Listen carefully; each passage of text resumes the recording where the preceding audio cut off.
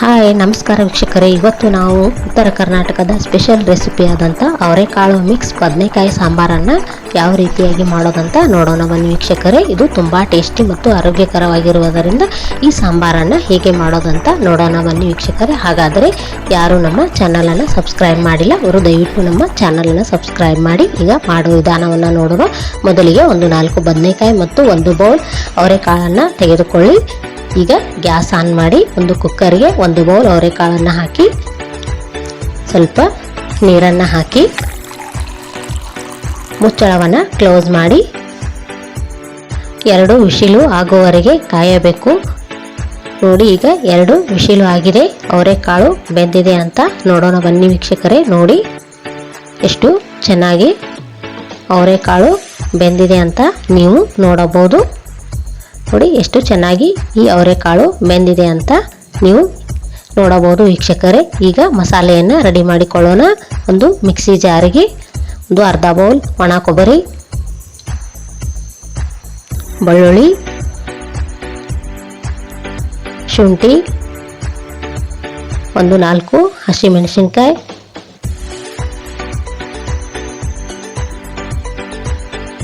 ಒಂದು ಚಕ್ಕೆ, ಮೊಗ್ಗು, 4 ಮೆಣಸಿನಕಾಳು, 2 ಲವಂಗ,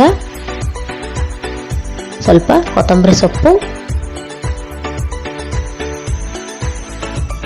ಮತ್ತು ಸ್ವಲ್ಪ ನೀರನ್ನು ಹಾಕಿ ಚೆನ್ನಾಗಿ ನುಣ್ಣಗೆ ರುಬ್ಬಿಕೊಳ್ಳಬೇಕು. ನೋಡಿ ವೀಕ್ಷಕರೇ, ಇದನ್ನು ನಾವು ಚಟ್ನಿಯ ರೂಪದಲ್ಲಿ ಚೆನ್ನಾಗಿ ನುಣ್ಣಗೆ ರುಬ್ಬಿಕೊಳ್ಳಬೇಕು. ಈಗ ಮತ್ತೊಂದು ಬಾಣಲಿಗೆ 1 ದೊಡ್ಡ ಸ್ಪೂನ್ ಎಣ್ಣೆ ಕಾದ ನಂತರ ಅದಕ್ಕೆ 1 ಟೀ ಸ್ಪೂನ್ ಸಾಸಿವೆ, 1 ಟೀ ಸ್ಪೂನ್ ಜೀರಿಗೆ ಸಾಸಿವೆ ಚಟ್ಪಟ ಅಂತ ಸಿಡಿದ ನಂತರ ಇದಕ್ಕೆ ಸ್ವಲ್ಪ ಕರಿಬೇವು ಸೊಪ್ಪು ಮತ್ತು ಚಿಕ್ಕದಾಗಿ ಕಟ್ ಮಾಡಿಟ್ಟುಕೊಂಡಿರುವಂಥ ಒಂದು ಈರುಳ್ಳಿಯನ್ನು ಹಾಕಿಕೊಂಡು ಚೆನ್ನಾಗಿ ಎಣ್ಣೆಯಲ್ಲಿ ಫ್ರೈ ಮಾಡಿಕೊಳ್ಳಬೇಕು. ನೋಡಿ ವೀಕ್ಷಕರೇ, ಸ್ವಲ್ಪ ಈರುಳ್ಳಿ ಕಲರ್ ಚೇಂಜ್ ಆಗುವವರೆಗೆ ಇದನ್ನು ನಾವು ಎಣ್ಣೆಯಲ್ಲಿ ಚೆನ್ನಾಗಿ ಫ್ರೈ ಮಾಡಿಕೊಳ್ಳಬೇಕು. ನೋಡಿ ವೀಕ್ಷಕರೇ, ಈ ರೀತಿಯಾಗಿ ಈರುಳ್ಳಿಯನ್ನು ಎಣ್ಣೆಯಲ್ಲಿ ಫ್ರೈ ಮಾಡಿಕೊಂಡ ನಂತರ ಇದಕ್ಕೆ 2 ಚಿಕ್ಕದಾಗಿ ಕಟ್ ಮಾಡಿಟ್ಟುಕೊಂಡಿರುವಂಥ ಟೊಮಾಟೊವನ್ನು ಹಾಕಿ ಮತ್ತೆ ಚೆನ್ನಾಗಿ ಫ್ರೈ ಮಾಡಿಕೊಳ್ಳಬೇಕು. ಟೊಮಾಟೊ ಸ್ವಲ್ಪ ಮೆತ್ತಗಾಗುವವರೆಗೆ ಇದನ್ನು ನಾವು ಎಣ್ಣೆಯಲ್ಲಿ ಚೆನ್ನಾಗಿ ಫ್ರೈ ಮಾಡಿಕೊಳ್ಳಬೇಕು. ನೋಡಿ ವೀಕ್ಷಕರೇ, ಟೊಮಾಟೊ ಸ್ವಲ್ಪ ಮೆತ್ತಗಾಗುವವರೆಗೆ ಇದನ್ನು ಫ್ರೈ ಮಾಡಿಕೊಂಡ ನಂತರ ಇದಕ್ಕೆ ಚಿಕ್ಕದಾಗಿ ಕಟ್ ಮಾಡಿಟ್ಟುಕೊಂಡಿರುವಂಥ 2 ಬದನೆಕಾಯಿ ಪೀಸ್ಗಳನ್ನು ಹಾಕಿ ಮತ್ತೆ ಚೆನ್ನಾಗಿ ಮಿಕ್ಸ್ ಮಾಡಿಕೊಳ್ಳಬೇಕು. ನೋಡಿ ವೀಕ್ಷಕರೇ, ಬದನೆಕಾಯಿ ಸ್ವಲ್ಪ ಮಿದುವಾಗುವವರೆಗೆ ಇದನ್ನು ನಾವು ಎಣ್ಣೆಯಲ್ಲಿ ಚೆನ್ನಾಗಿ ಫ್ರೈ ಮಾಡಿಕೊಳ್ಳಬೇಕು. ನೋಡಿ ವೀಕ್ಷಕರೇ, ಬದನೆಕಾಯನ್ನು ಮಿದುವಾಗುವವರೆಗೆ ಎಣ್ಣೆಯಲ್ಲಿ ಫ್ರೈ ಮಾಡಿಕೊಂಡ ನಂತರ ಇದಕ್ಕೆ 1 ಟೀ ಸ್ಪೂನ್ ಅರಿಶಿನ ಪುಡಿ, 1 tea spoon garam masala, 1 tea spoon ಧನಿಯಾ ಪೌಡರ್ ಮತ್ತು ರುಚಿಗೆ ತಕ್ಕಷ್ಟು ಉಪ್ಪನ್ನು ಹಾಕಿಕೊಂಡು ಮತ್ತೆ ಚೆನ್ನಾಗಿ ಮಿಕ್ಸ್ ಮಾಡಿಕೊಳ್ಳಬೇಕು. ನೋಡಿ ವೀಕ್ಷಕರೇ, ಈ ಎಲ್ಲ ಮಸಾಲೆ ಪದಾರ್ಥಗಳನ್ನು ಹಾಕಿಕೊಂಡ ನಂತರ ಮತ್ತೆ ಚೆನ್ನಾಗಿ ಮಿಕ್ಸ್ ಮಾಡಿಕೊಳ್ಳಬೇಕು. ಇದು ಸ್ವಲ್ಪ ಮಿಕ್ಸ್ ಆಗುವವರೆಗೆ ಇದನ್ನು ನಾವು ಚೆನ್ನಾಗಿ ಮಿಕ್ಸ್ ಮಾಡಿಕೊಳ್ಳಬೇಕು. ಈಗ ಇದಕ್ಕೆ ನುಣ್ಣಗೆ ರುಬ್ಬಿಕೊಂಡಿರುವಂತಹ ಮಿಶ್ರಣವನ್ನು ಹಾಕಿಕೊಳ್ಳೋಣ. ನೋಡಿ ವೀಕ್ಷಕರೇ, ನುಣ್ಣಗೆ ರುಬ್ಬಿಕೊಂಡಿರುವಂಥ ಮಿಶ್ರಣವನ್ನು ಹಾಕಿಕೊಂಡ ನಂತರ ಮತ್ತೆ ಚೆನ್ನಾಗಿ ಮಿಕ್ಸ್ ಮಾಡಿಕೊಳ್ಳಬೇಕು. ಲೋ ಫ್ಲೇಮ್ ಉರಿಯಲ್ಲಿ ಇಟ್ಟುಕೊಂಡು ಇದನ್ನು ನಾವು ಚೆನ್ನಾಗಿ ಮಿಕ್ಸ್ ಮಾಡಿಕೊಳ್ಳಬೇಕು. ನೋಡಿ ವೀಕ್ಷಕರೇ, ಇದನ್ನು ಚೆನ್ನಾಗಿ ಮಿಕ್ಸ್ ಮಾಡಿಕೊಂಡ ನಂತರ ಇದಕ್ಕೆ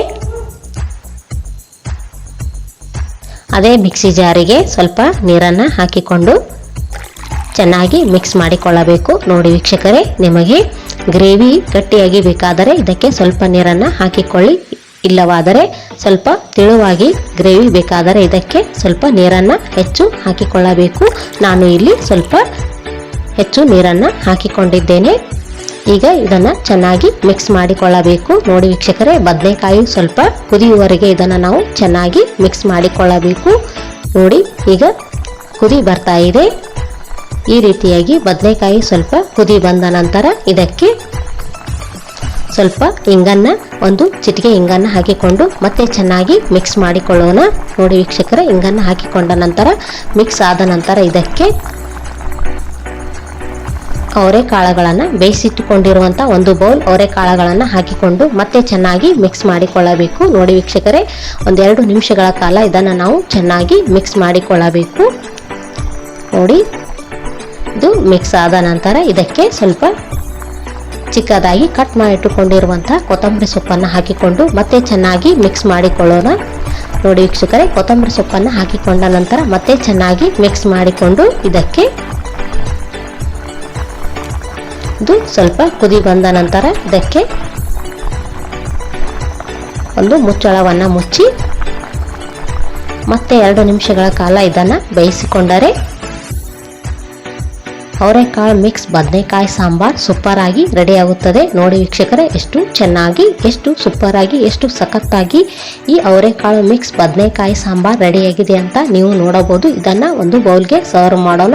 ಇದನ್ನು ನೀವು ರೊಟ್ಟಿ, ಅನ್ನ, ಚಪಾತಿ ಜೊತೆ ಕೂಡ ಸರ್ವ್ ಮಾಡಬಹುದು. ನೋಡಿ ವೀಕ್ಷಕರೇ, ಈ ರೆಸಿಪಿಯು ನಿಮಗೆ ಇಷ್ಟವಾದರೆ ನಮ್ಮ ಈ ರಾಜೇಶ್ವರಿ ರುಚಿ ಚಾನಲನ್ನು ಲೈಕ್ ಮಾಡಿ, ಶೇರ್ ಮಾಡಿ, ಕಮೆಂಟ್ಸ್ ಮಾಡಿ. Thank you. ಧನ್ಯವಾದಗಳು ವೀಕ್ಷಕರೇ.